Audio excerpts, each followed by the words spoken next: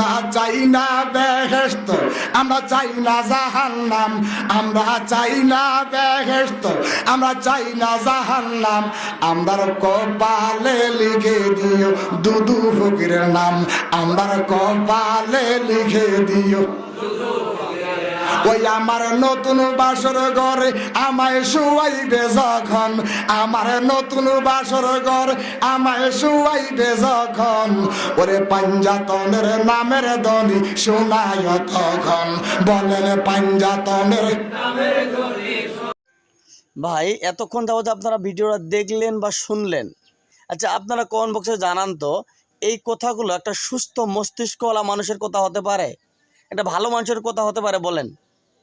আমি চাই না জাহান্নাম, আমি চাই না বেহেশত, আমার কপালে লিখে দিও দুদু ফকিরের নাম, এই কথাগুলা একটা সুস্থ মানুষের কথা হতে পারে?